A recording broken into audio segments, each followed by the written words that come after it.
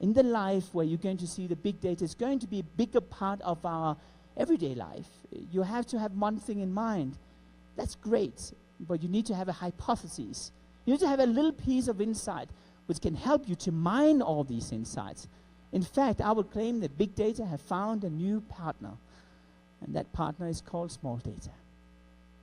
So what does it mean? How do we use all this insight in the future to build brands? Well, first of all, a study just recently conducted by the Journal of Applied Psychology showed that if you have a percentage of forecast based on logic and big data on the left, and on the horizontal you have the percentage of forecast based on instinct and small data, you'll notice that in fact when you put the numbers up there, surprisingly, big data is not right, and small data, by the way, is not right either.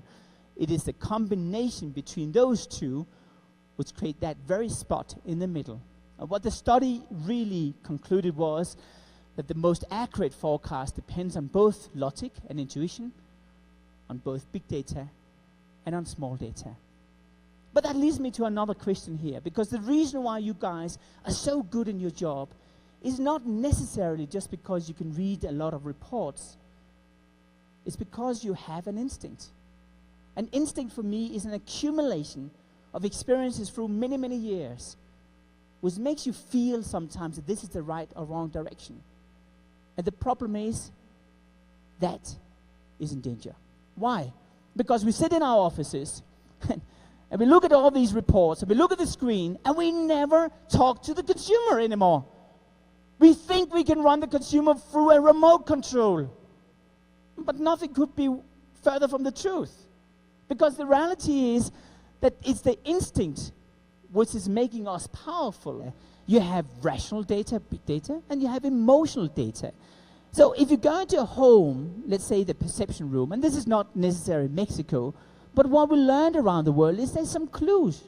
In Europe, for example, if you go into the home and you search for where the coffee table book is, because that's the perception room, that's a room you use to show to the world who you are.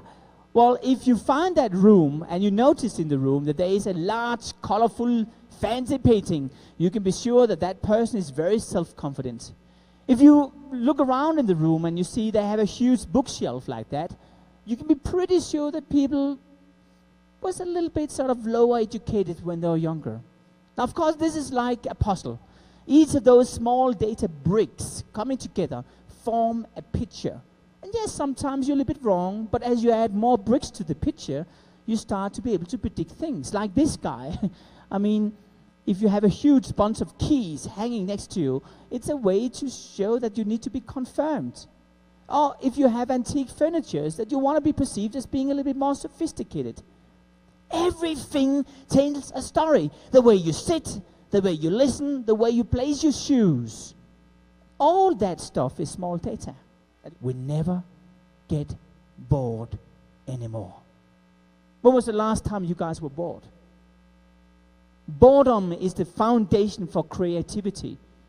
It is that moment where we allow our minds to be free thinking. And we never allow our mind to do that anymore.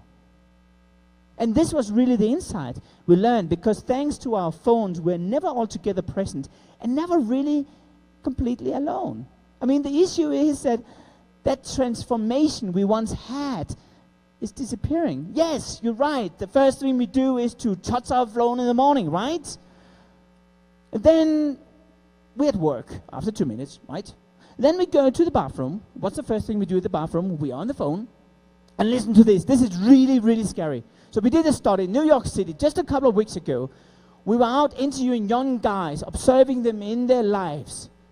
And it's crazy what I'm going to tell you right now. 1/3 of these young kids were on the phone in the shower.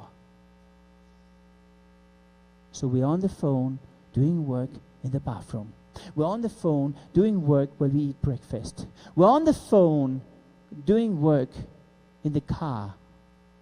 And once we are at work, we're on the phone doing private stuff.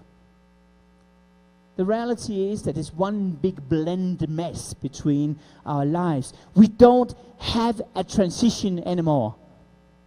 If you bring the consumer with you, with your clients or with yourself, and you see firsthand that woman crying or that man having some hope, or you hear the story about his Rolex watch, or just how silly we are as human beings pressing that remote control a little bit harder, you also realize how you can make life different.